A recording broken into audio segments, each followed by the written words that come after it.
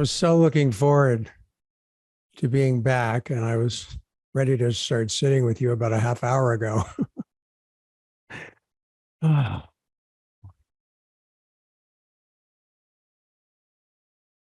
just want to express my gratitude for being here and being with you. And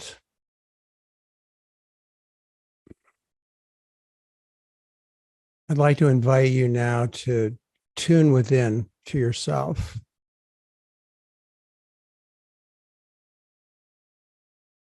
To give yourself the attention that you need right now.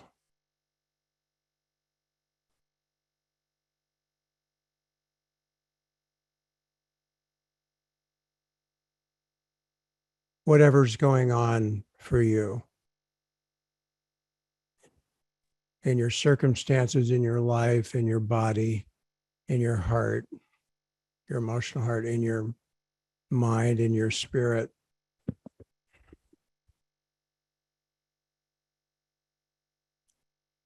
I'm grateful because I can just be here and give attention to all of that and all of you.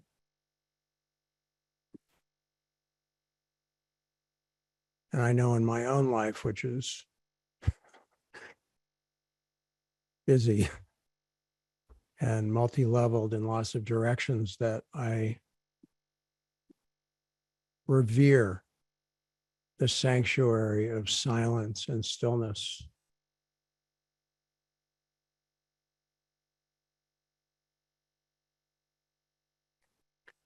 Maybe I'll tell you a story today later about my profound experience in Guatemala. I just got back from. And one of the places that I went to was the ancient Mayan ruins of Tikal. So extraordinary and powerful and amazing.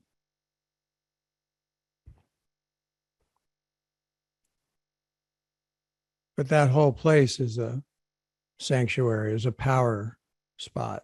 Clearly, it's why the Mayans lived there for 1,800 years, from 900 BC to 900 AD, because it was alive with energy. And you could hear the howling monkeys. And, we were walking through the jungle, but you could hear the howling monkeys close by. And we didn't see the jaguars, unfortunately. I'd love to have seen one of them. Anyway, I'll tell you later about it. But even 900 BC, the Mayans knew awareness and presence is what we're here for. Same, no difference.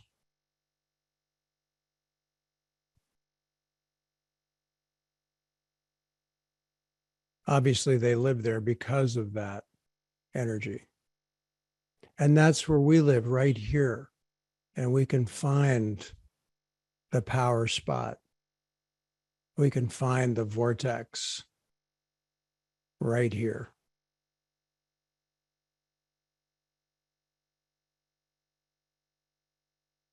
I used to jokingly say to people, have vortex, we'll travel. Because I used to go to Sedona for many years. One of my teachers lived there and died there, Robert Adams. And I would go every year for a couple of times a year for a week each for my own personal retreat. And nature there is extraordinarily beautiful and powerful, especially when you get away from all the tourist craziness. And I had friends who lived there who showed me where to go, and I would go there and I would just sit for hours in extraordinary beauty.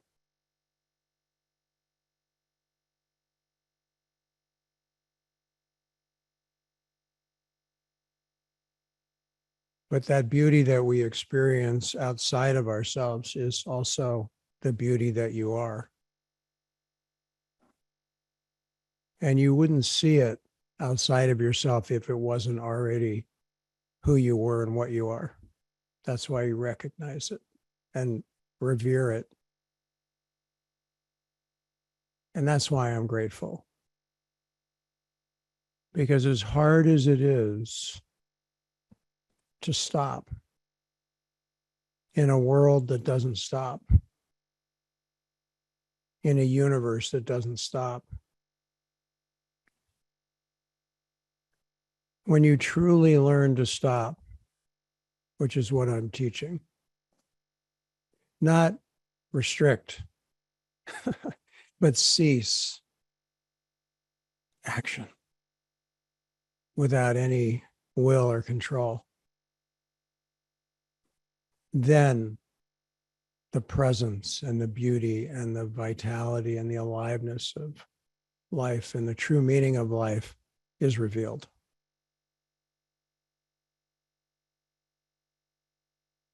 So, honestly, it's simple.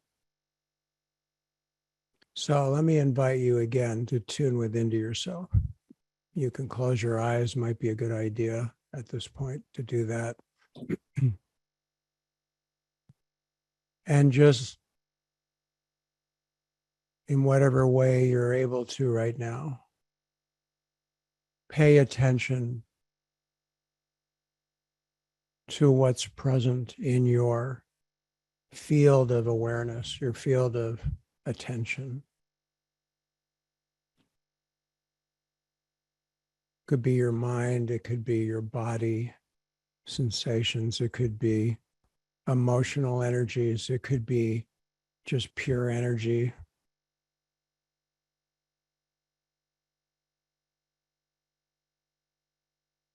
And just notice the landscape, notice the terrain that you're inhabiting right now without the commentary of the judge and the believer and the knower. Come out of those identities and simply offer attention to what's present in you now.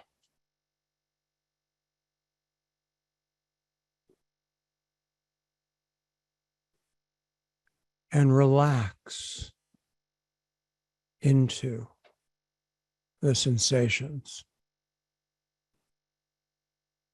Relax into the feelings.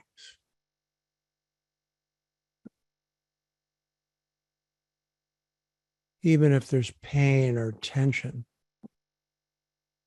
or restriction, see if you can relax into it and cease struggling with it.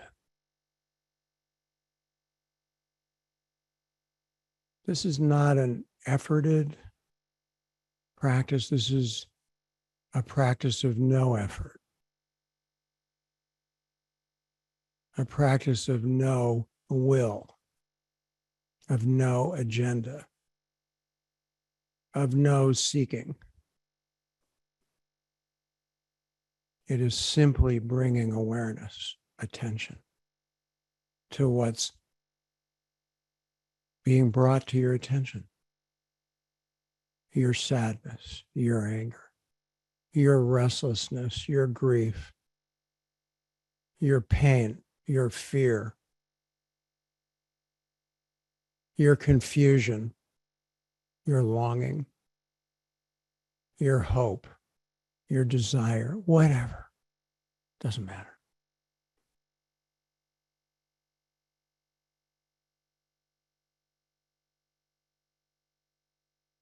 Give yourself nurturing, tender, caring, spacious, patient attention. And if that's impossible, then do the best you can right now. Even if you're fighting like hell and screaming inside, get me the hell out of here.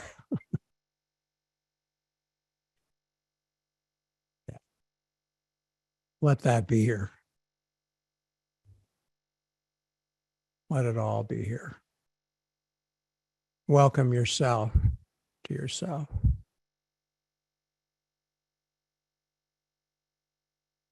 This is the way to truly loving yourself,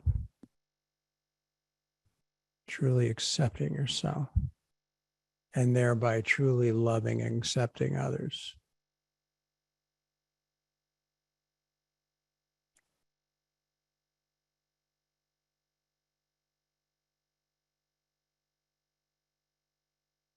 Just remember, it's okay to fail at this continuously. It's not about getting it right.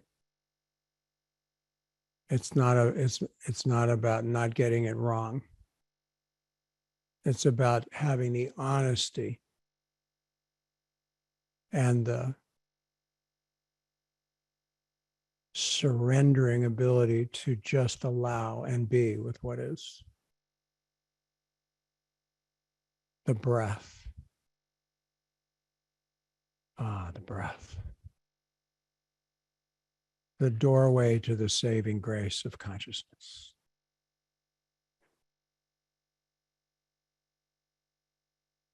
Become intimate with the breath that keeps you alive, that keeps you functioning on all levels, and is the doorway to the infinite of consciousness.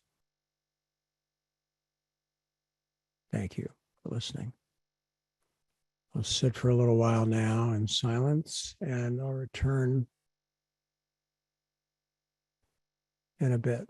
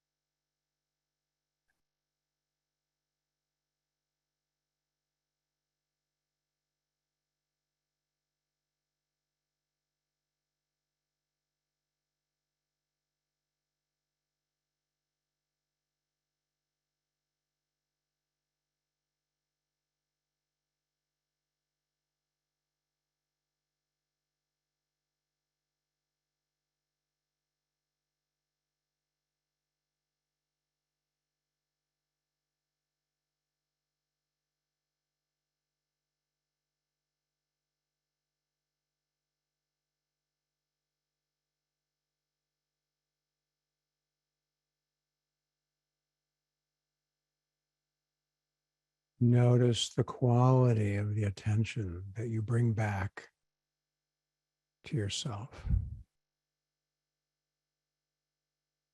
And see if you can lighten it and soften it.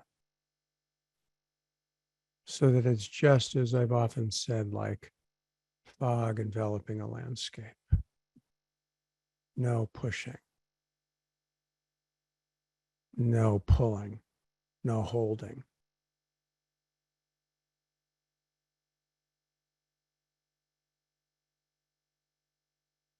Ask yourself, what is it that I don't want to feel right now? And that's where you put your attention. Gently.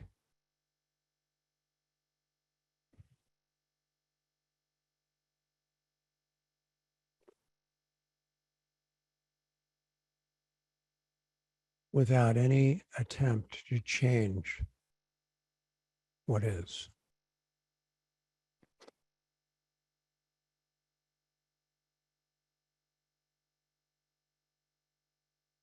And even though I'm going to speak and we're going to have dialogue and we're going to have silence, all of it,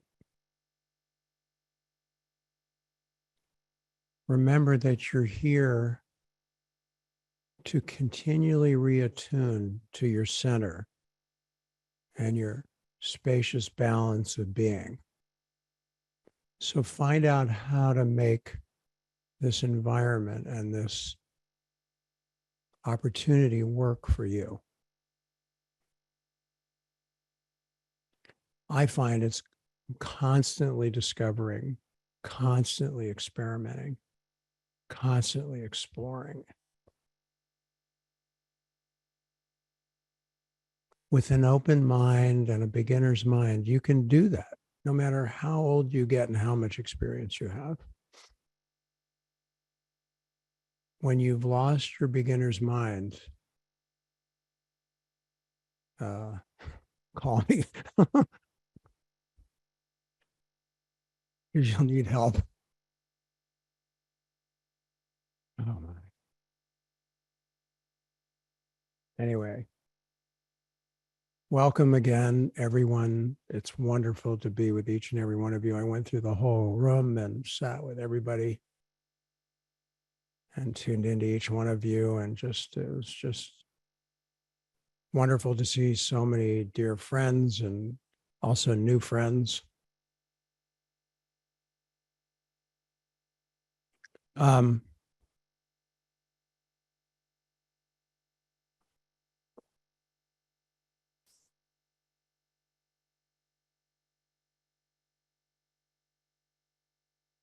I'm so interactive and conversational. It's so weird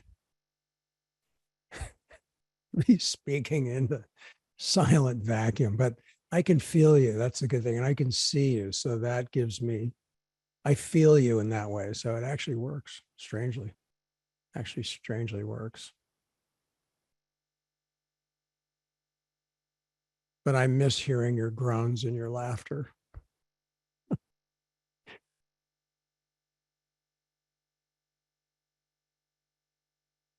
I'm going to chat a little bit before we get into the dialogue. I want to share with you something that a teaching that channeled through when I was flying back to the United States last week or whenever it was.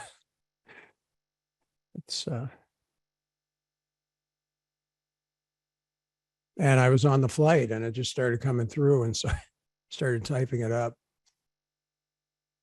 And I'd like to share that with you, if I may. It's not long.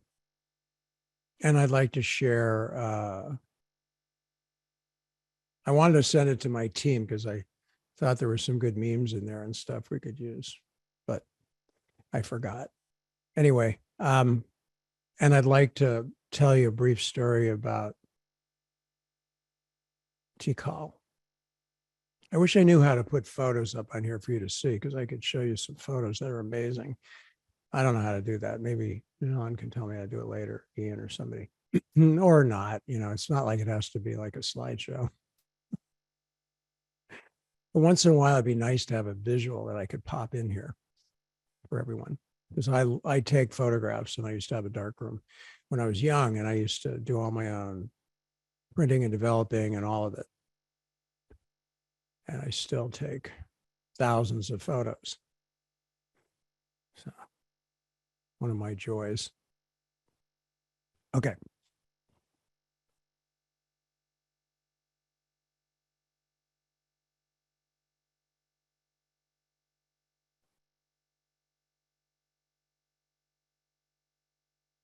All I ask is you don't try to follow this or understand it. If somehow it speaks to you in some way, awesome. If not, don't worry about it. Just let it be, the soundtrack in the elevator that you don't notice.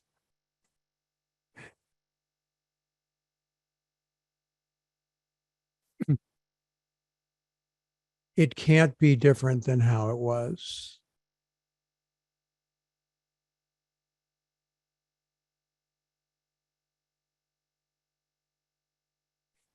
It can't be different than how it is.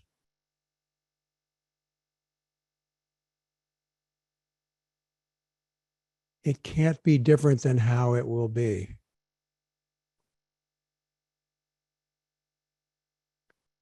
Longing is always in the present moment.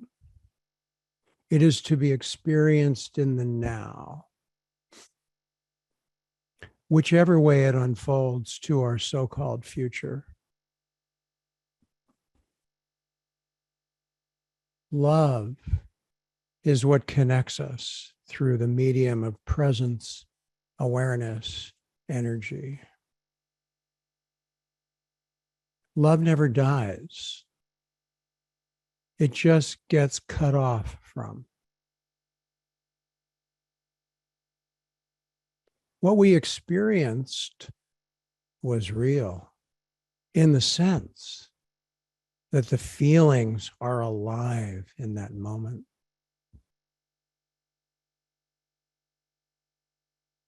They often have a place in our hearts which can truly comprehend non-cognitively infinite perspectives and possibilities. True love cannot be understood or grasped. The egoic mind, the mind of survival, desperately tries to find meaning and make intellectual sense of existence. Laughable, impossible. Why even start if you can't proceed? Belief, fear, control, restriction, the need to survive clouds consciousness and builds the walls of our defenses. Be an explorer. Be a discoverer. Be aware of the trap called knowing. Oh, that's a really dangerous trap. Fully merge with the present moment. Ah, the bliss of romantic possibilities. What an ephemeral joy. Silence is golden, but wisdom helps. Inner wisdom is accessible to each and every one of you, to all of us, to everyone. One simply needs to learn how to tune into it. And most importantly, recognize what it is not. I'm going to read that last one again. Inner wisdom, the true guiding light and force of existence, the real truth, the real way, is accessible to everyone. One simply needs to learn how to tune into it. That's what I'm teaching here. Those are the instructions I gave this morning at the beginning, or this evening, or whatever it is. One simply needs to learn how to tune into it, not get in the way of it. And most importantly, recognize what it is not. Your beliefs, your conclusions, it is not. What someone told you, it is not. What you told yourself, it is not. What you read, it is not. It is not anything you can comprehend ever. It's the mystery. And that's why we're terrified. There's a siren going by and it's really loud. I don't think you can hear it. Hold on.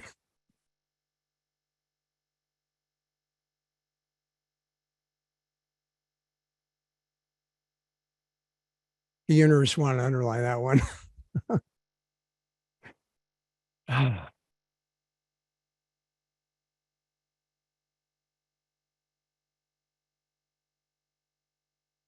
Relax. You're not in control. You're not making it happen. You're not getting liberated and enlightened and healed. Those are things that are happening despite your resistance because you want to control. Suffering is fighting with that which is trying to heal you. That's why I said, relax into the pain. Relax, if you can, into the restlessness, into the frustration. That's really high level practice. You know how it's possible? Not by your will, but only by your presence, only by the selfless you, by the you that is actually the one that's already free and connected and looks at a beautiful sunset and is moved to tears. That you I'm talking about. The inspired, true, alive you. That's when I'm a gardener, sort of. And I don't have a big garden right now, but we're all gardeners. We're all learning how to nurture the germinating seed of consciousness into the flowering, fragrant, beautiful being that we all are.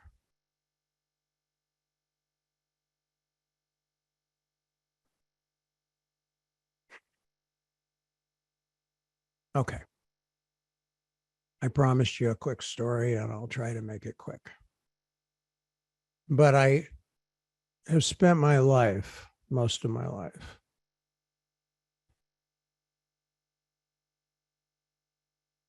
learning to be here, learning to surrender to overwhelming and impossible and catastrophic circumstances, and to still cultivate the evolution of consciousness. In fact, I realized along the way that that's how it worked. That, as the Buddha pointed out, suffering is the raw materials of liberation. That's right. You can't be free without it, because you'll just be comfortable and complacent. That's where you'll be. And if that's what you want, fine. It's okay. Anyway, we were planning this rather extensive, complex trip to Guatemala. I've talked a little bit about it, but I'm not going to say too much at this point, except that one of the opportunities that was offered was to go to the ancient Mayan ruins of Tikal. And I always wanted to go there. I remember seeing the pictures of the temples as a child and going, wow. And I loved back in the 60s, the hippie days, when all this great, amazing handmade Guatemalan art was showing up in our stores here. And I was going, wow. And I still have wallets made by Guatemalan artisans that I loved, and the multicolored, gorgeous fabrics and everything. And boy, it's there. Let me tell you, you want color? That's the place. But it was complicated, and it was an extremely complicated and challenging task to make going there work, given all these other elements of the trip with family and all kinds of stuff going on. Okay. Anyway, I thought we were going to cancel because, there were a lot of risks and complications and problems to solve. And I thought, maybe it's too much trouble. But I thought, no, I want to talk to one of our cousins down there. And I got him on WhatsApp. And Pablo, tell me about your experience of Tikal. He goes, oh, I love going there. I've been there. I said, really? Tell me about it. He said, I've been there so many times. What do you love about it? This is what I wanted to know. What do you love about it? You know what he said? When I'm there, I never want to leave. I thought, I'm going. Because you know what that is? That's here. That's this infinite presence. And I knew it was the energy. I knew. And I thought, okay, this is another pilgrimage for me. And I've been going on them my whole life, to India, to everywhere. And now the pilgrimage is right here to yourself. So yes, we got there. And it was a lot of work and a lot of cash and a lot of stuff. But wow.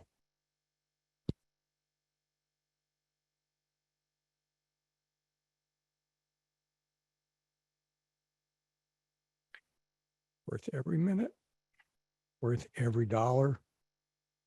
worth getting an ant bite on my finger that swelled up my whole hand and made me ill, where I couldn't even think or walk for a day because I didn't wear my insect proof gloves. I had the repellent on, but it didn't repel the ants. Anyway, that's okay. I made it. I didn't die.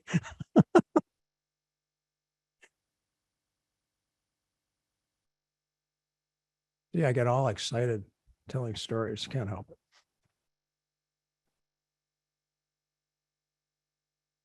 What a rush.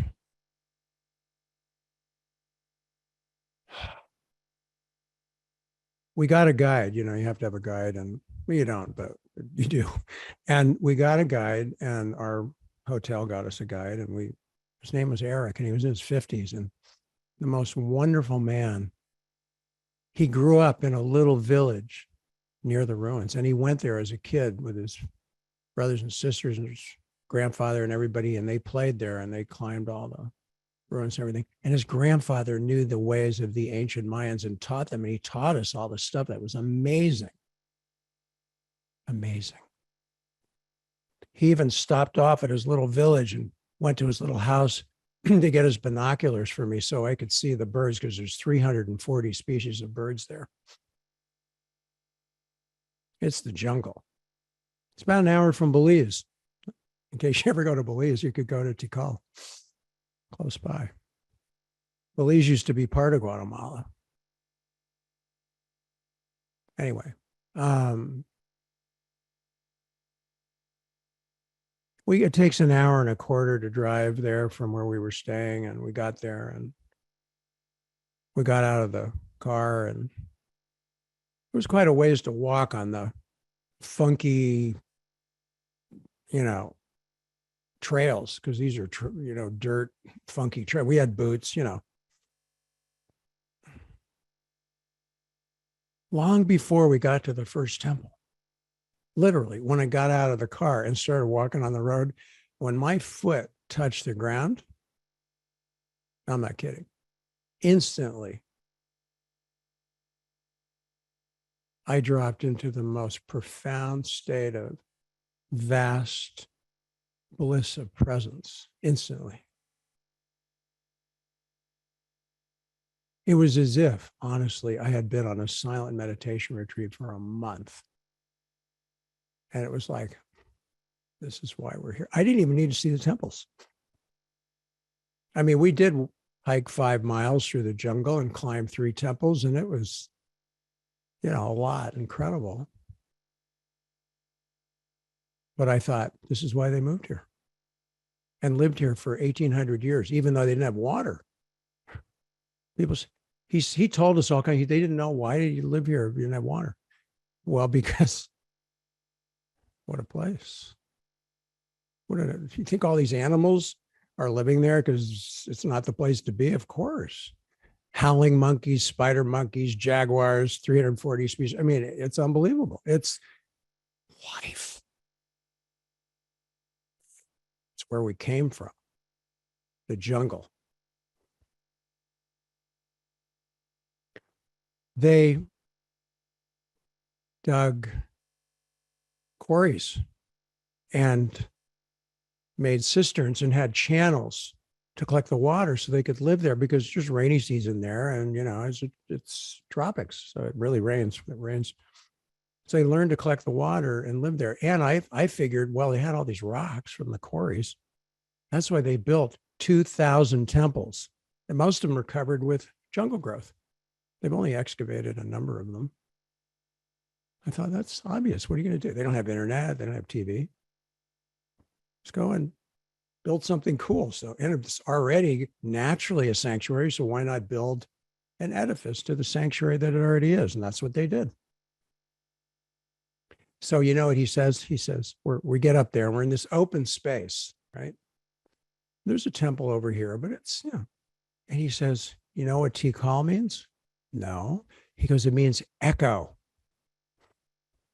Really? He claps his hands. You could hear an echo. He goes, nobody knows why you can hear an echo. in open space. I'm going to tell you why. The energy is so dense. It's like a soup of consciousness, a soup of presence. Now, if you're not tuned in like you are, you wouldn't notice. You'd just be seeing, as someone said, a pile of rocks. Oh, no. It's not the rocks. It's not the temple. It's the place. That's why Pablo never wants to leave. And that's what I'm inviting you to find the place, to find the echo, to find your true sanctuary within you, because that's really who we are. You don't have to go there. You don't have to go and be with a guru in India. I mean, maybe you do, so you do it. But that's just a reflection. Just like going into beautiful nature is a reflection of your innate natural beauty. So I thought, wow, I was brought here. Another amazing place, another teaching to share.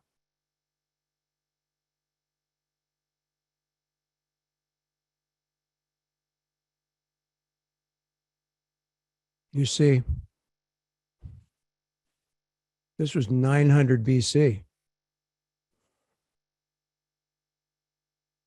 And humans, animals, it's our nature to live as conscious, awake beings. It isn't something you have to learn. It isn't something you have to believe. It isn't something you have to be good enough for. It is literally who you are. Always have been, always will be, whether or not you awaken to it and whether or not you realize and it integrates. So you can drop all that baggage, all those false beliefs about that, and learn how it really works. That's what we're here for. So let's sit for a few minutes, and then I'll open up the dialogue. Thank you so much. It was really sweet to share that with you. And I don't know where I could post that photo. I guess if I was sending out newsletters, which I haven't gotten back to yet, maybe I'll send some great shots. But you don't need to see those. Okay.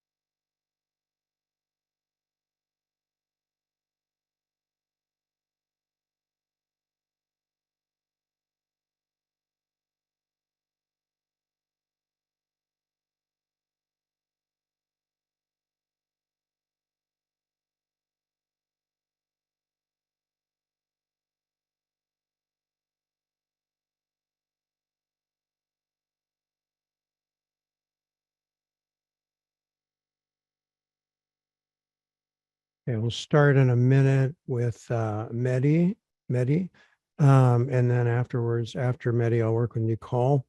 I just want to say to everyone, and most of you have heard this if you've been here before, but if you haven't been here before, usually there's more people who raise their hands than I have the ability to work with each gathering, 2-hour gathering. This is one of the advantages of the 3-day online retreats that I offer. And just to let you know, so you can think about it, and if you're able to come, it would be wonderful to be with you then. The next one scheduled is January 27th, 28th, and 29th. That's about 4 hours a day for 3 days. And there's breaks too. So it's a little longer than 4. It ends up being, I don't know, 4.5 or something hours, or no, 5.5 hours total. But it's 4 hours of 2-hour satsang kind of thing, and then another one after a longer break. So those are wonderful. And then I'm able to really work with, I think almost everybody, if not everybody. Anyway, if I don't call on you, and it's triggering because it can be, I just want to honor that and acknowledge that and how difficult that can be, especially when you're struggling and suffering and really need help or want help. And so, what I'd like to ask you is to ask within yourself for whatever it is you need and want, so that whether or not you and I interact, that something in you helps you find that or give that to you. Okay. Or you could just be pissed off at me. Okay. I'm joking a little bit. So let's sit for a minute and then Mehdi will start. Okay. Yeah.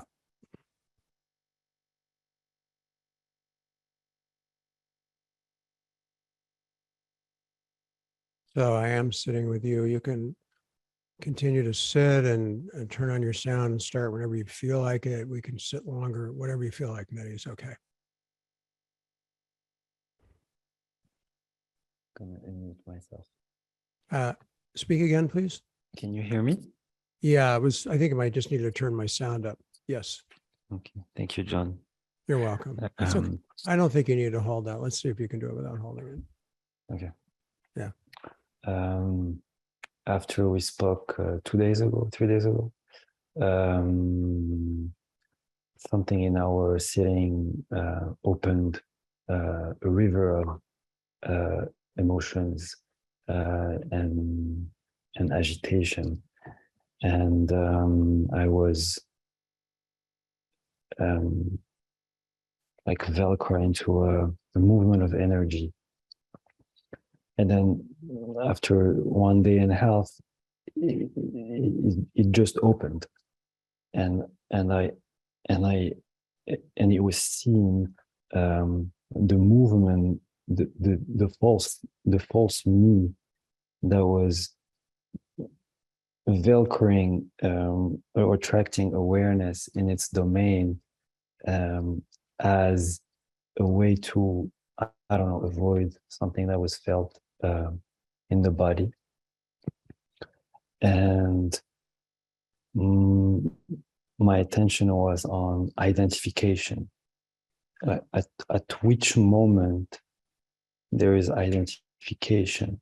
And in my experience, in the last 2 days, I observed that it was when an emotion was emerging or a sensation, the mind would be starting to chatter, usually how to avoid, how to hold space for that, or trying to act as awareness. And it would create like a movement inside, a movement of energy. And in that moment,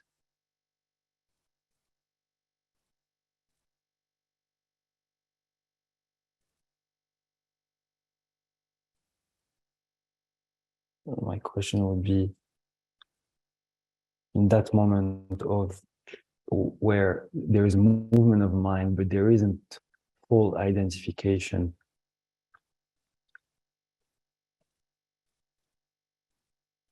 where do you rest attention? Just where you are now in awareness. It's already working. Can you feel it? Yeah. It always true practice always brings us back to openness.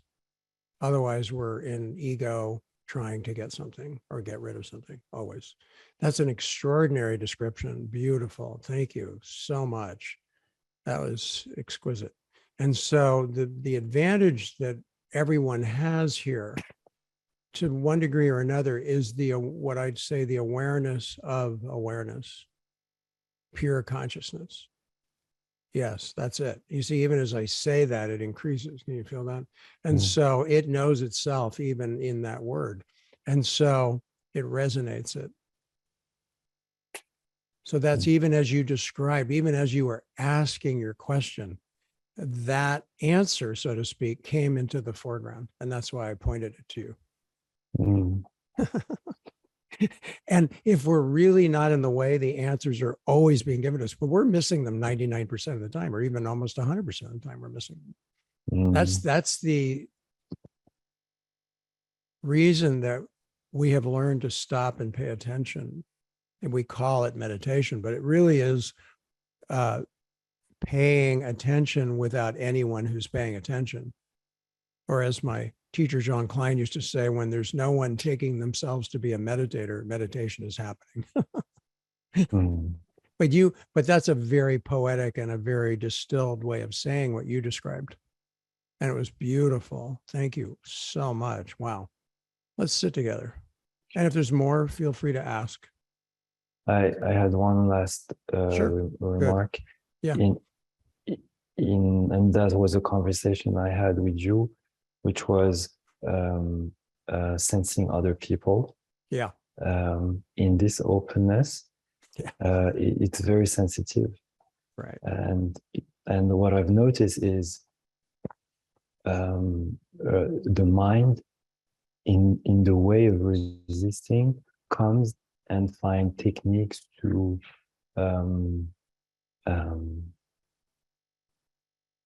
not be there. For example, it would. Yeah, I understand. Yeah. It's like I hate to use this example because it's really wrong, but you don't want to be polluted. Yeah, exactly. You don't want to pick up toxicity or negative energy and all that kind of stuff. You don't want to pick up someone else's stuff and have it, it's kind of a buzzkill. Yes. But that's is this from the standpoint of the separate me, or is this from open awareness? Okay. Let's be together and I'll respond to this now. Okay. Okay. Yeah. So I understand this profoundly, and I've been working. I was forced to learn this on my own back when I started my private practice over 42 years ago. And I was getting the problems all my clients had, and I had physical. It was a nightmare. And because I just come out of a Zen monastery, I knew how to meditate quite well. And so I realized I had to meditate in a sense that whenever I'm going to tell you how to work with this. Okay. And whoever else wants to hear this, because there are a lot of people who have this challenge, especially as we open. It's very important to understand this. And I used to train healers in this, because if healers who have natural healing ability don't learn this, they will not be able to continue doing that work, or it will make them sick, or it will even in some cases kill them. And I've seen this happen. So this is important to really understand. How can you be an open being with other people who are clearly not open and who have not had any necessarily awareness of themselves or not working on themselves at all? Okay. Yeah. This is the challenge. It's a big one, but it's important. This is so important. And I just want to tell you, I'm very grateful, Mehdi, for you to bring this up here. I know you're dealing with it. I know many people are dealing with it here who I've worked with, and I understand this quite well. So experientially and how to work with it. Okay. I'm just getting myself to relax. I get excited when there's a good download happening. I can't help it. Forgive me for those of you. Sometimes it comes out really fast. I can't help that. I'm learning to, but it's not easy.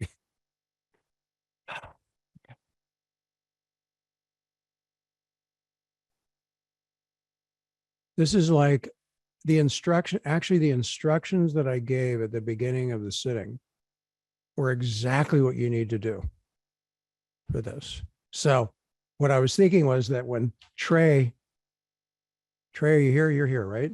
I think he's here. Trey is actually one of the guys I'm having challenges with. It's my boss. He's no. This is not the Trey, not your. I know. I was just. No. But Trey does the podcasts and the videos, some of the videos. And the next video we have of this talk I gave this morning, which I'd like to have the photo on, it's going to be Tikal. So that's how I'm going to share it. So you can look for that YouTube video that's going to come out, and it's going to be, and the picture on the front's going to be the picture I took of the temple in Tikal. Okay. So that talk, which was, I think, really gave the instructions quite well, are to simply, when you're having the experience of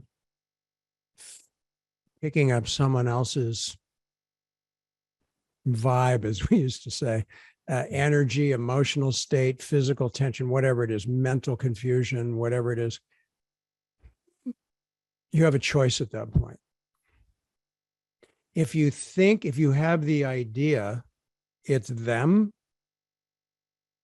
as soon as you think it's them, immediately you've created you and them. Yeah. And you've created the separation called a separate identity. As soon as you do that, you're screwed. Oh. Yeah. So this is where there'll be resistance, avoidance, fear, all kinds of stuff. And it just adds insult to injury, and it just tightens up, and it creates more and more and more a kind of bundle of suffering. Mm-hmm. Yeah, it doesn't work. I'll tell you what works. What works is as soon as you perceive it in your own perceptual field, energetically, emotionally, physically, viscerally, immediately you bring attention to it in yourself without any thought of whose it is and what it is, and without any, I'm going to protect myself from this or any of that stuff. Those kinds of prayers of protection, that's a separate answer and a separate teaching, which I'm not going to go into right now. But this is where the rubber hits the road with practice in interaction in the world. This is a very important, in action practice to be doing when you're in with other people, especially if they're triggering you. So this is where you then, and you do the best you can. You might have to just shut down and be resistant. And to get your work done. I'm not saying you're going to be able, that this is going to work. I'm saying this is how it works as you develop the ability to practice in the way that I'm teaching here. It will naturally become automatic and effortless. And the protective fields that you need will be there when you need them without pushing someone else away energetically. It's a very interesting dance. I'll tell you one example that happens when there is this openness is when I'm sitting next to someone who's feeling something. I would, like in the heart or in the throat, I would feel in my body. And when I put that attention, there's, I don't know if it's called a release in my body. Right. There's something releasing up, like, it's like goosebumps, so but that's inside. Right. That's why, Mehdi, and I'm going to move on pretty soon here. That's why what I'm teaching is self-healing, but it's also healing others. Because when you're truly self-healing in the truest sense, there is no other. We're all meant to be healing each other in the sense. It's not some egoic bullshit, do-gooder identity of being a healer crap. Yeah. People who think they're healers are in trouble. People who think they're spiritual teachers are big trouble. And people who want to be spiritual teachers are even in bigger trouble, because those are all egoic beliefs and identities that are trying to make a buck and trying to be seen or whatever. Yeah. And that's not it. That is not authentic at all. No offense to anybody who I have offended. It's a natural thing to do, but it's ego. So this is where like I said, you have to be able to make a distinction between what is true wisdom within and what is your projection onto it from ego. That was the last thing I read and the thing I wrote. That was very important to make that distinction. So just do the work and see what happens. Okay. And you might find that people around you feel better being around you. They'll tell you that, and they don't know what happened, and you're not going to tell them because that's not necessary. Thank you. Okay. John. Thank you. Okay. Thank you. You're Thank you. welcome. Thank you so much. Okay, Nicole, let's I'm going to work with you next. Let's sit for a minute, everyone, in silence, and then I will work with I'll be with Nicole, and then after Nicole, I'll work with Fizz.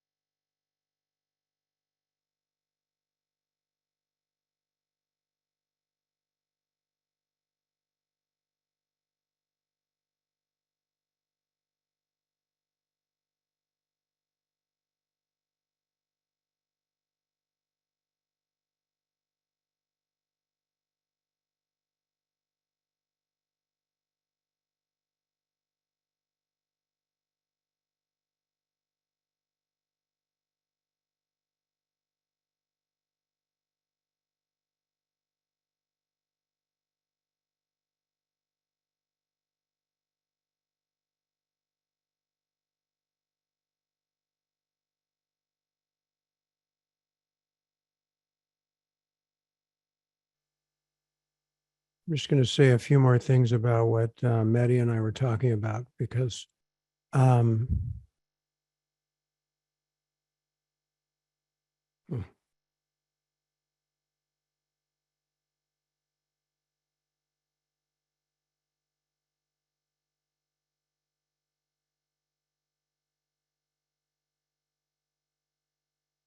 before I work with Nicole.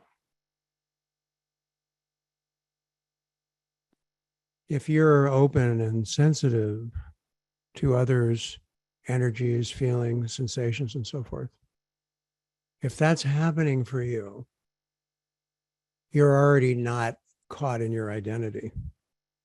So you're already in the permeable, semi-permeable membrane of consciousness and energy. This is very important to understand this. Otherwise, you can come back into resistance. And if you have to come back into resistance and have healthy boundaries around someone and shut down, fine. Don't worry about it. What closes up can open up. So that may just be a survival need that you'll have in that moment, and that's fine. It's not a problem. But this is where you want to learn to then bring attention to that at some point in your day when you can allow those energies to shift through you.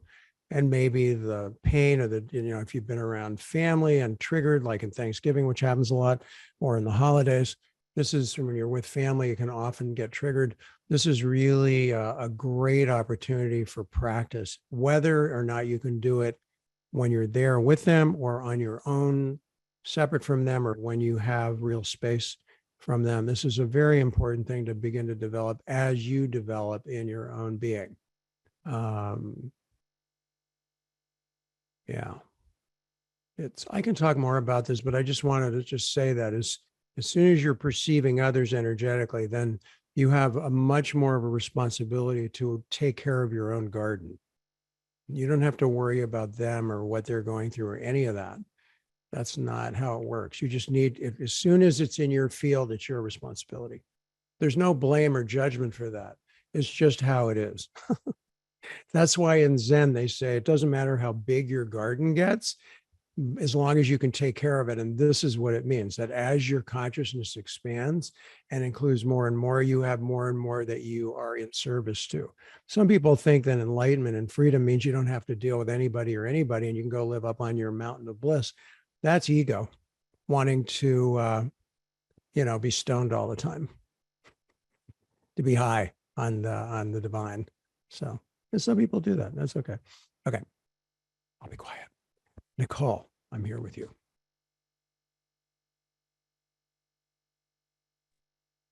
Hi, John. Hi. So I just wanted to say a few things and then sit with you. Okay. It's my birthday, and yeah, I want to sing happy birthday, but I won't. Let's go. Okay. But I just Happy birthday. thanks. I just wanted you to know that this is what I wanted to do on my birthday. Oh, I'm with you.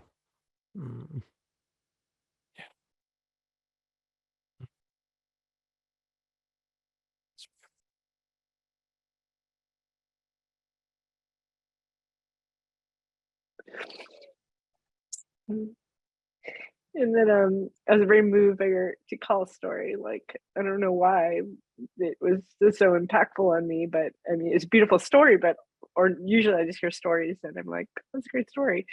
But I was just crying deeply, like something about it really touched me.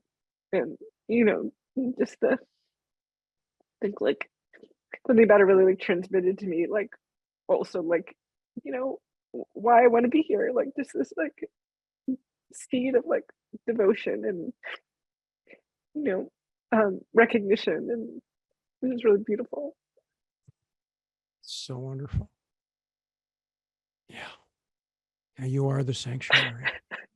You are the power spot. Not Nicole, but your true self that you're becoming more and more aligned with and intimate with and transformed and healed by. It's beautiful. And yeah.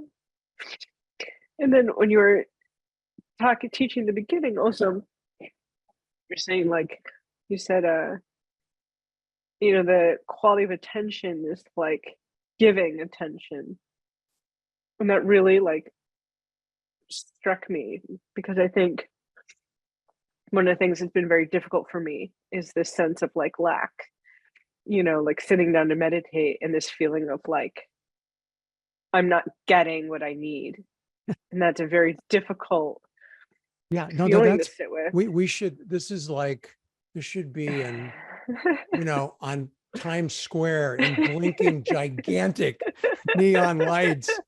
I'm not getting what I need. I'm not getting what I want. No, it's like, yeah, we don't realize Yeah. that's the hungry ghost. Never enough, never enough. It is literally the essence of suffering. It is. And it makes me feel like God has abandoned me. Like that's the like.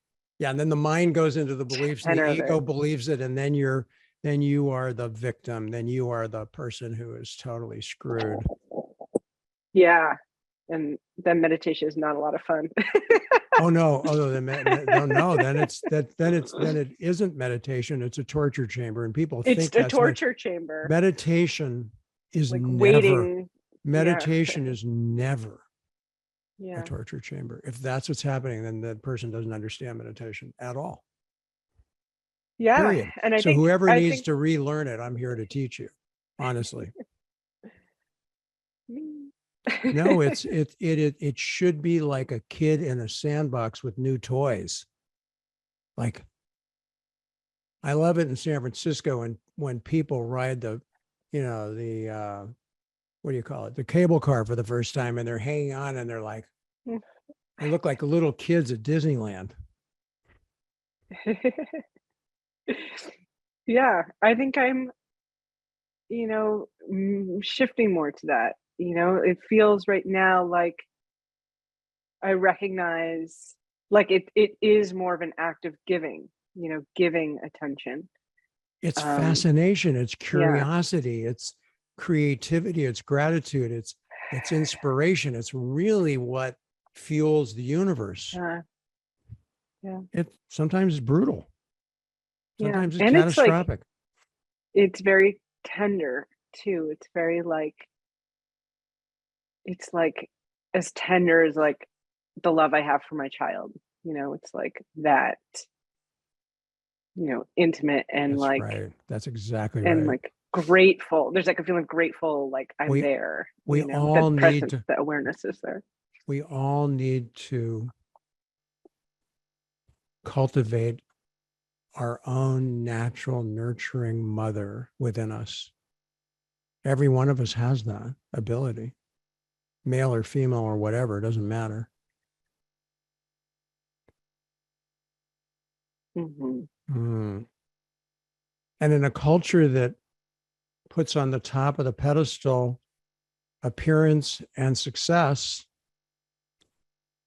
we're cut off. And you go to a culture that's heart-centered, like India or Guatemala or wherever, places that are where people haven't forgotten their humanity. Oh, thank you. We need our humanity now more than ever on this planet. And that's what's happening. You can see it. It's emerging. Even in the repressive environments, it's incredibly inspiring.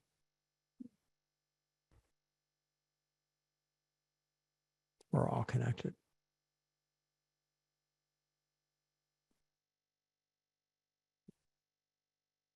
Feel it deeply.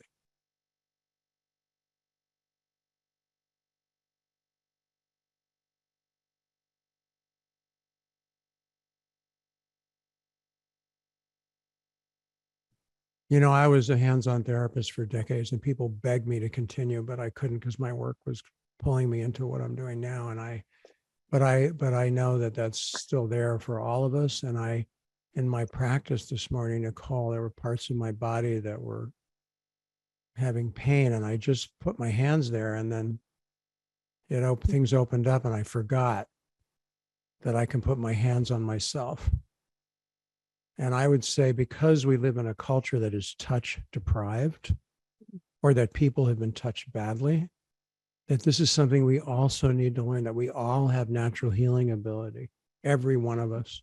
And that if your heart is in pain or whatever, in your meditation, your practice, put your hand there and feel the breath and feel it. Don't think about it, and see what happens. Watch it, pay attention, learn, be curious. Don't be the one who wants something to happen, wants to get rid of it, wants it to be fixed, wants to believe that it's not working because it didn't change or it got worse. See, all those things are the ego, just, trying to stay in control, trying to survive. That's why that thing about, why proceed if you, why go forward if you can't proceed? Because we're afraid, because we're in control, because we're restricted. Kills us.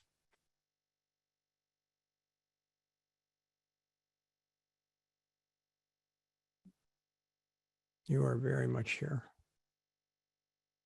And you're becoming so much more available to the true vastness of what we all are in interconnected acts. Beautiful to be with you and to see it happening with you. Thank you so much. I'm so grateful for you and the space that you hold. Thank you so much. You're welcome. It is my profound pleasure. Okay. You take care. Okay, Fizz, I'll be with you in a minute. Let's all sit together. And after Fizz, I'm going to work with Bobby.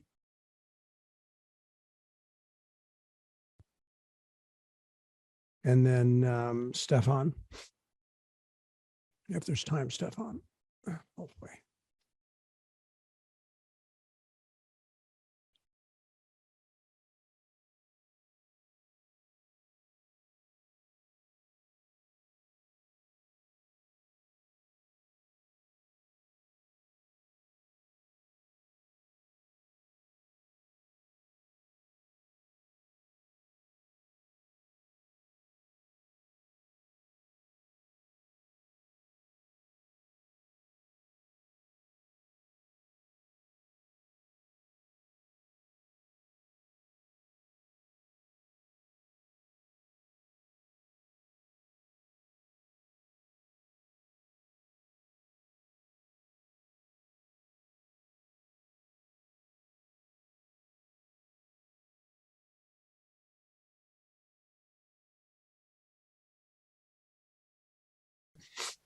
Yeah, I just have like a lot of pain in the middle of my chest and the heart, and it just makes it hard for me to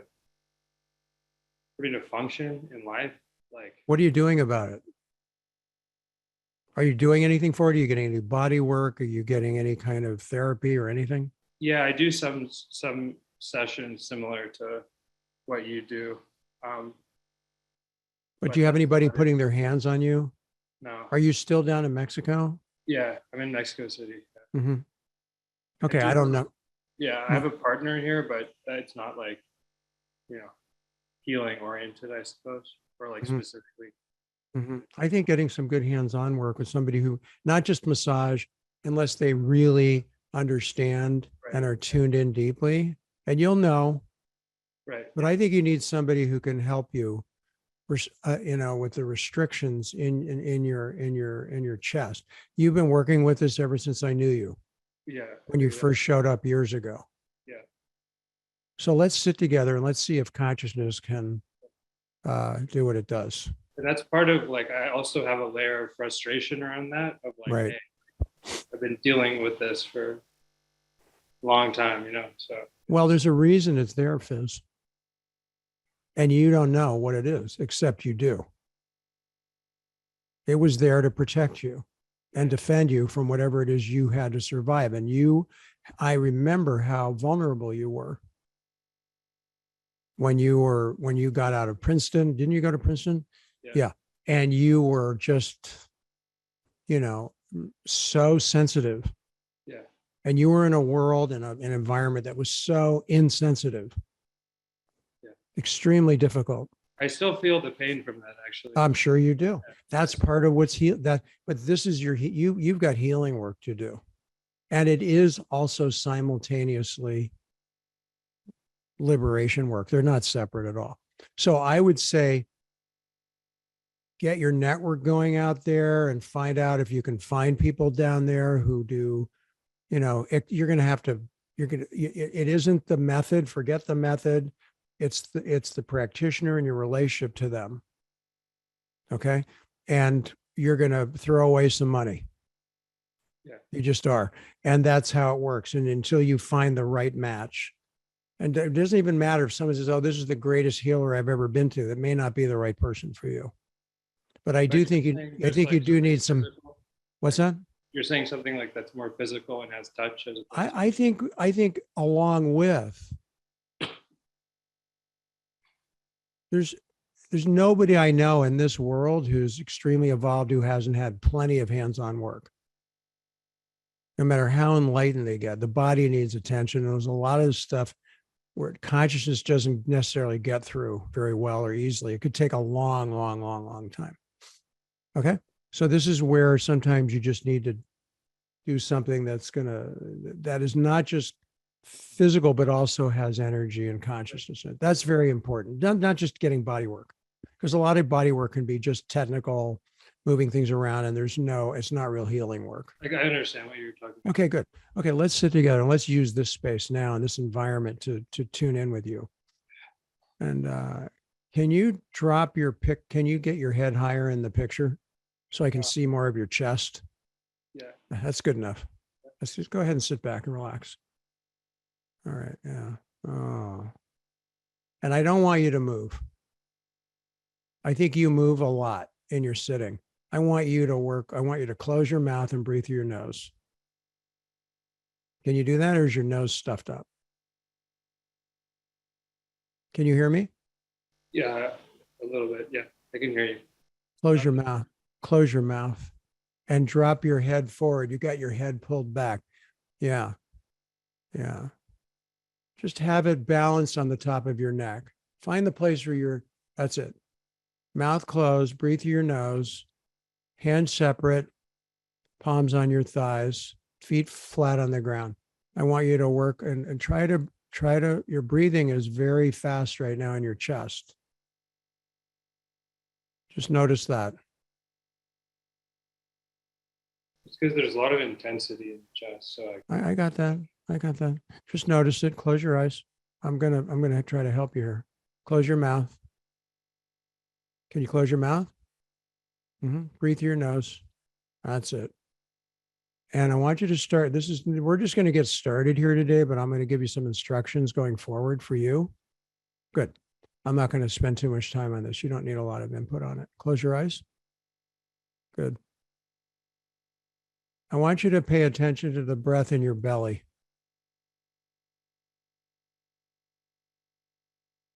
If you don't know how to do that, do it lying down on your own, where you can start to notice the movement of the breath in the belly. Okay. yeah, because right now it's contracting. You've got it's almost like you've got an anxiety condition in your chest. Yeah, like literally every day for me is like. Okay, well, this is going to need a multi-leveled approach. I'm going to help you in the way that I can. But it's not going to be one-stop shopping. Unlikely. It could be, but it's unlikely. Just don't want you to have those kind of expectations. Ready? Okay, let's continue. And you might set up a private if you can get in my schedule, which isn't easy these days, to just so I can work with you longer than we'll have time for here. Okay. Good. Now, the bottom line and what I'm getting intuitively is you do not want to feel this. That's right. I'm afraid of. That's right. And so that's where I want you to put your attention in your meditation, is in that I don't want this and I don't want to feel this, because you are terrified of what this is. Okay. That's all I'm going to say. Now I'm going to let you go. I'm going to work with Bobby next. And that's enough for you to begin to, and I'd say come to satsang. This space, whether or not I work with you, is powerful and it works. It will help you with this. Thanks. And if you can do the retreat, I'd do it also, because you need a lot of input right now and help. Yeah. Okay. It's just getting to a point where it's getting to be, like you said, it's not working. It's like debilitating. It's like Exactly. Yeah. This is what I tell people. If you don't learn how to do this, you can really be in trouble. Okay. You'll be all right. And just one thing, John, is be with the part of me that's like that really feeling. I want you to really allow the part of you that doesn't want this and is terrified. That's really where you want to put your attention, whether you're sitting or lying down. This is going to be how old are you now? 28. Oh, okay. Good. It took you 28 years to get here. So patience is going to be necessary. I know you deeply, Fizz. You're a beautiful, sensitive being. This is very hard work. This is the hard work of practice. I know this work backwards, upside down, inside out. Okay? Listen, it's hard as hell and it sucks. Okay? Okay. As long as it can move, I just want, You're not in control of that. And what you need to be aware of is the one who is so in control. Okay. Because that's who's in the way. So just and I don't think this is going to be quick. And you're going to be frustrated. Okay. But that's not new. Yeah. Okay. I'm here for you, honestly. I know that trust me, I have worked with so many people over 4 decades, not to mention myself. This is hard as hell, but it works. Okay. Hang in there. Okay. And as the Dalai Lama said, when I first met him, when he first came to the United States, he said, get all the help you can. You need all the help you can get. Yeah. Okay. Good. We can talk about that and we can fine tune that, but this is where you do need help. But number one, you need you, Fizz. But it's also a relief to hear you say that, because I think it's just it's affirming, because I spent a lot of time trying to do stuff myself. And it's affirming to know, go get really good body work. You know how much help I've needed? Yeah. I'll tell you a little story, because this is kind of a side, quick one. Back when Aja and I were first becoming close friends, this was over, I don't know, 22 years ago or something.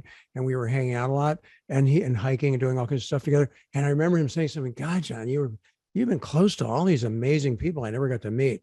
And I said, I was just a lot more screwed up than you were, Aja, and I just needed a lot more help than you did. That's all. It had nothing to do with me. Okay? There's no shame, there's no blame, and there's no guilt. Stop laying that trip on yourself that you need to do it yourself. Okay? We're here for each other, Fizz. Okay? All right. You're gonna heal. I know you will. Thanks, John. I appreciate it. Yeah, you're more than welcome. Thank you. Okay. Thanks for letting me be a hard ass. I hope it wasn't too hard. No, I get it. So. Okay, good. It's love. Hang on, Bobby. I'll be with you in a minute.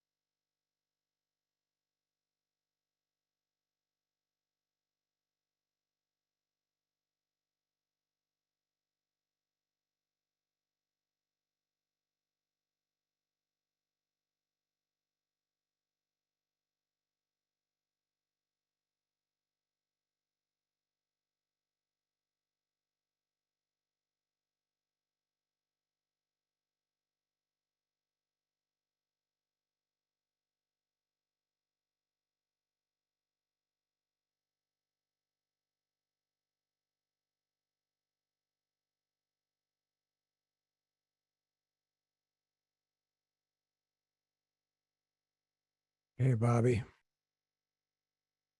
You're on. You're on the air.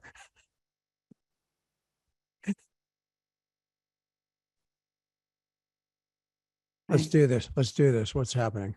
What do you need? Everything's happening. Okay, let's dial it down. Okay. Dial it, close your eyes. And just really take a minute not to talk, but to really let what's the most important thing right now for you. Because I want to be with you. I also want to, good. That's it. That's it. Good. Let's just be here. That's it. So you didn't even need the words.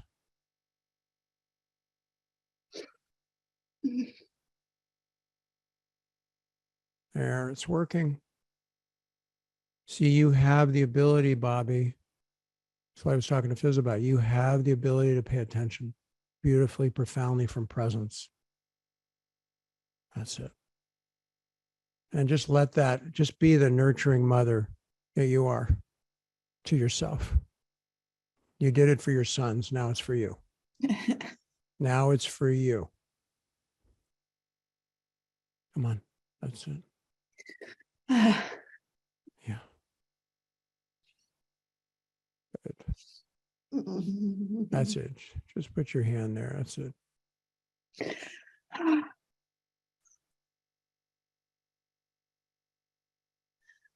Good. Good. Don't go into mind.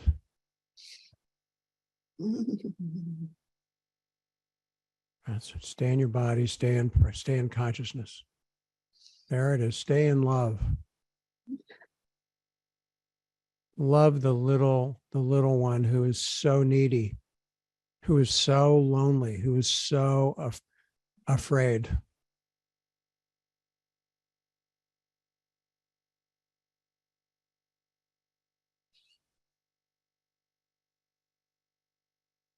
Who needs attention. Give her that. Give that little one attention, okay? Good. It's working. It's working. Beautiful. You're such a beautiful, bright, loving light, Bobby. Don't ever leave yourself. Don't ever get distracted by the other.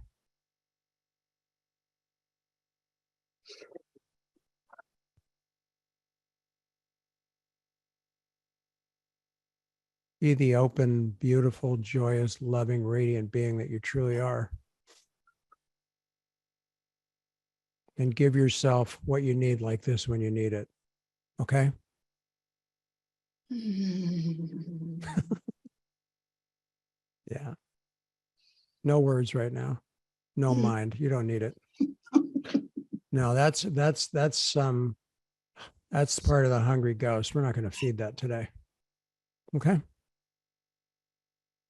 This is the transmission. You can open your eyes and put your hand down and let's sit together for a minute.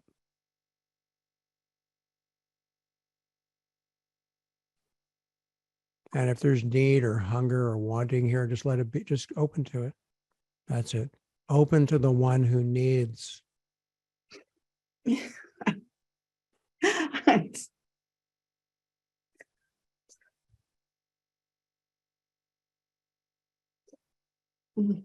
You're already being fed. You're already being nurtured. You're already being loved. The only reason we're not experiencing is we're blocking it with our controlling mind. I'm not letting you do that today. I've moved into hard ass mode today. I love you, honey. You're beautiful. Okay, that's it. I'm going to Stefan. Thank you.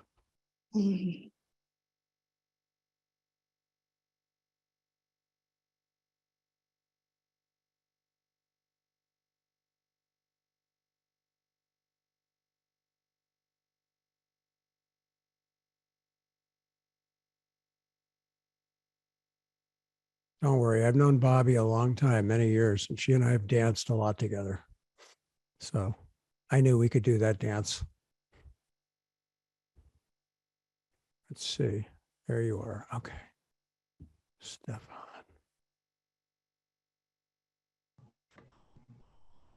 I wanted to get to you, Stefan, because I know it's hard for you to get here, given your life and your work and everything. And so I'm very happy to see you. And how are you?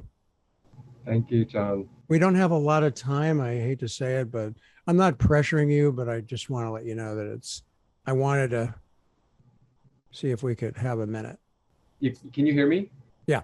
Okay. I'm just turning up the sound a little. Yeah, go ahead. A new computer. I've never zoomed on it. So. Yeah. I have nothing to say, actually. Just wanted to sit with you. Perfect. What a perfect way. Complete. Well, you look amazing. You look beautiful and radiant, and it's great to see you.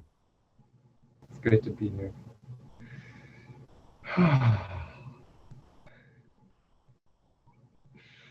Great to see your mom here, too.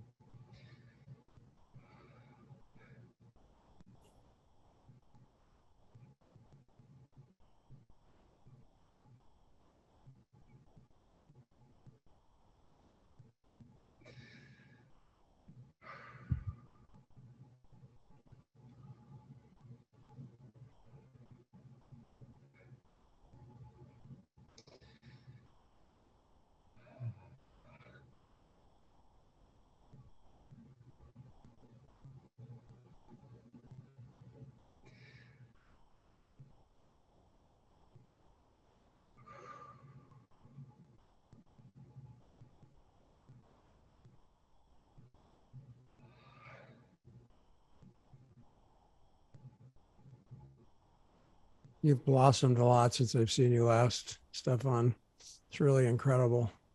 I almost don't recognize you.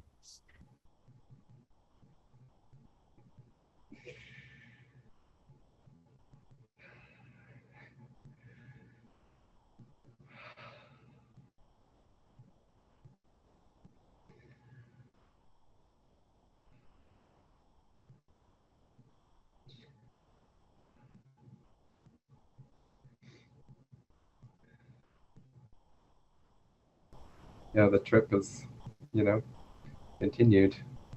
Say it again. The trip continues, the journey. Oh, that's the right attitude. That's right. It doesn't ever end.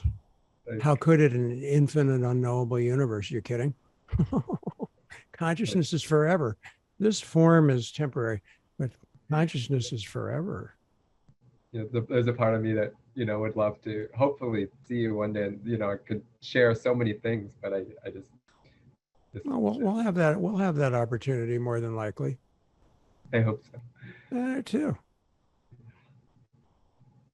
There's nothing I love more than hanging out with you and everyone. Honestly, it is my great joy.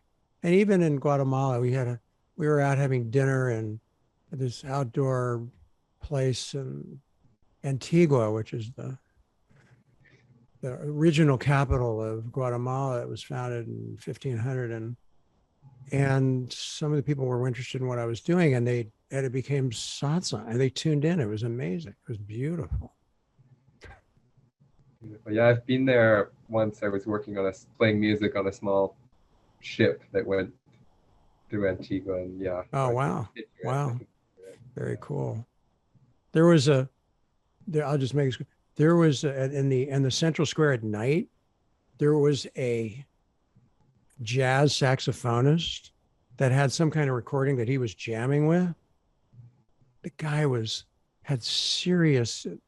Stefan's a musician like me, so we can talk about. He had serious chops. Like I filmed him. I couldn't believe this guy. We gave him some money, and it was just like he was just pouring his heart out. It was unbelievable. And there were fireworks going off somewhere, but I don't know what that was about. And then the fire volcano was going off, and we got to see it, and we took pictures. It was insane. And we're just in the middle of this, colonial ancient town with cobblestones that when you drive on, you feel like you're in a broken blender that's going to destroy you. And you learn to just relax in this. When I first got on, I thought, oh no, this is going to, I need my chiropractor. I need a neck brace. And then eventually I loved walking on it because it felt like I was getting a foot massage. It was amazing. Yeah, live and learn. Great to see you. You too, John. You take wonderful care. Lots of love. Same to you. Same to you. Thank you. Okay. All right. We have about 8 minutes, everyone, and we'll sit together in silence. Just adjusting my stuff here, the technical stuff. Okay. So for those I didn't get to, I'm sorry today. I will keep track of you for next week. We'll be here next week on the 10th. And I hope that you are given what you need, even though I wasn't able to sit with you and interact with you today. I know what it feels like to not get what I need. I've had infinite experiences in my life where I wasn't getting what I needed or what I wanted. And I suffered like you. And I learned to take care of myself. It's been a really hard job. We're a lot to take care of. I remember, and sorry, I keep telling stories of Ajay, but it's just a good one. He was, I think, getting packed one of his trips to go teach in Europe or something, and he had a lot of luggage or whatever. And I said, yeah, I don't travel light. I carry a lot with me. I said, what did I say? I said, I'm high maintenance. You know what he said to me? He goes, John, we're all high maintenance. So if you need to, please forgive yourself. We're all high maintenance. That's okay. It won't keep you from finding happiness and fulfillment. It will not. Thank you for listening today. Let's sit together for the last 6 minutes. So much love and gratitude being here, and look forward to always being with you, of course.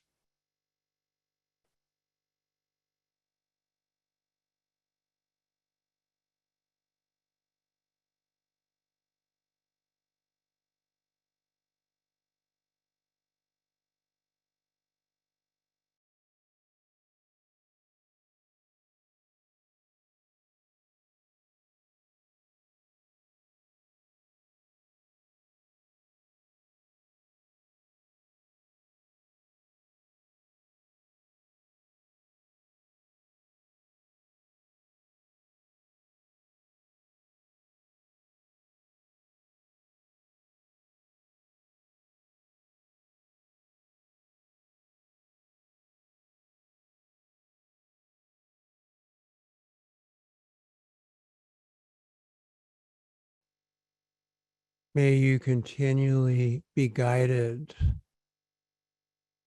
to find your way to taking the best care of yourself possible and to allowing this wisdom, this deep inner wisdom, to emerge more and more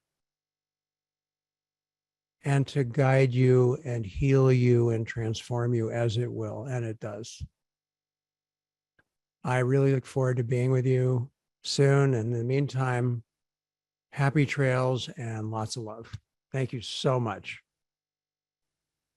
Bye for now.